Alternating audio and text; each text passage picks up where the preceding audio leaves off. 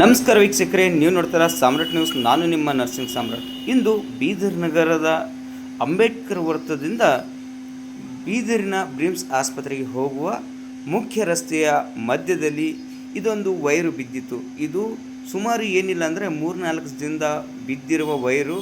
ಇಲ್ಲಿ ನೋಡಿದರೆ ಯಾವುದೇ ಅಧಿಕಾರಿಗಳು ಇದರ ಬಗ್ಗೆ ಗಮನ ಹರಿಸಿಲ್ಲ. ಇವತ್ತು ಮುಂಜಾನೆ ಬೀದರಿನ ಸಾಮ್ರಾಟ್ ನ್ಯೂಸ್ ಚಾನೆಲ್ ಸಂಪಾದಕರಾದ ನರ್ಸಿಂಗ್ ಸಾಮ್ರಾಟ್ ಅವರು ಬೀದರ್ ಡಾಕ್ಟರ್ BR ಅಂಬೇಡ್ಕರ್ ವೃತ್ತದಿಂದ ಬ್ರಿಮ್ಸ್ ಆಸ್ಪತ್ರೆಗೆ ಹೋಗುವ ಸಂದರ್ಭದಲ್ಲಿ ಇದನ್ನು ಕಂಡು ಅವರು ಯಾವುದೇ ಸಾರ್ವಜನಿಕರಿಗೆ ಯಾವುದೇ ಅನಾಹುತ ಆಗಬಾರ್ದೆಂದು ಸ್ವತಃ ಅವರೇ ಬೆಳಗ್ಗೆ ಈ ವೈರನ್ನು ಎತ್ತಿ ಬೇರೆ ಕಡೆ ಇಟ್ಟಿದ್ದಾರೆ.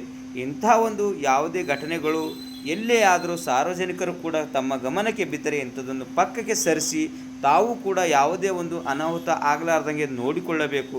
ಯಾಕಂದರೆ ಪ್ರತಿಯೊಂದು ಅಧಿಕಾರಿಗಳು ಮಾಡಬೇಕಾದ್ರೆ ಪಾಪ ಅವರು ನೋಡಿದರೆ ಇಂಥದ್ರ ಬಗ್ಗೆ ಅವರು ಕೂಡಲೇ ಮಾಡಬೇಕಾಗಿತ್ತು. ಆದರೆ ಏನು ಮಾಡಬೇಕು, ಅವರಿಗೆ ಎಲ್ಲದಕ್ಕೂ ದೂರು ಕೊಡಬೇಕು ಅನಿಸುತ್ತೆ. ದೂರು ಕೊಟ್ಟರೆ ಅವರು ಮಾಡುತ್ತಾರೆ ಅನ್ನಿಸುತ್ತೆ.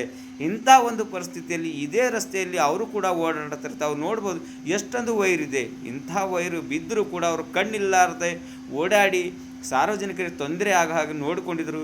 ಇಂದು ಬೆಳಗ್ಗೆ ಇದನ್ನು ಕಂಡು ಸಾಮ್ರಾಟ್ ನ್ಯೂಸ್ ಸಂಪಾದಕರಾದ ನರ್ಸಿಂಗ್ ಸಾಮ್ರಾಟ್ ಇದನ್ನು ಎತ್ತಿ ಪಕ್ಕಕ್ಕೆ ಸರಿಸಿದ್ದಾರೆ ಎಂದು ಈ ಮೂಲಕ ತಿಳಿಸಲಾಗುತ್ತದೆ. ನಮಸ್ಕಾರ.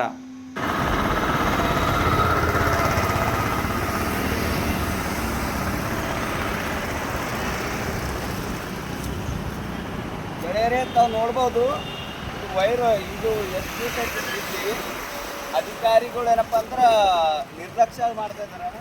ಇಲ್ಲಿ ಯಾರು ಕೇಬಲ್ದ ಫೋನಿಂದದ ಎದ್ರದ ಗೊತ್ತಿಲ್ಲ. ಬಾಜಿ ಇಟ್ಕೊಳಕ್ಕೆ ಆಗ್ಲಾಗ್ತಿಲ್ಲ. ಮಹಾನಗರ ಪಾಲಿಕೆಯವ್ರು ಏನು ಮಾಡ್ತಾ ಇದ್ದಾರ? ಬಾಜಿಗಾರ ಇರ್ಬೇಕಲ್ಲ, ಇಲ್ಲ ಯಾರ್ದಾರ ಕಾನೂನು ಬಂದು ಅವ್ರು ಏನಾರ ಅನಾಹುತ ಆದ್ರೆ ಯಾರು ಹೊಣೆಗಾರರು? ಅದಕ್ಕೆ ನಾವೇನಪ್ಪ ಅಂದ್ರೆ ಈಗ ಅಚಾನಕ ಗೌರ್ಮೆಂಟ್ ಹಾಸ್ಪಿಟಲ್ ಹೋಗೋ ಸಂದರ್ಭದಲ್ಲಿ ನಾವು ನೋಡಿ ಇದಕ್ಕೆ ತೆಗಿತಾ ಇದ್ದೆವು. ಇಂಥದ್ದು ಎಲ್ಲಿ ಬಿದ್ದರೆ ಸಾರ್ವಜನಿಕರು ಕೂಡ ಏನಪ್ಪ ಅಂದ್ರೆ ಇದಕ್ಕೆ ತೆಗೆಂಥ ಪ್ರಯತ್ನ ಮಾಡಬೇಕಂತ ಈ ಮೂಲಕ ಮನವರಿಸ್ತೇನೆ.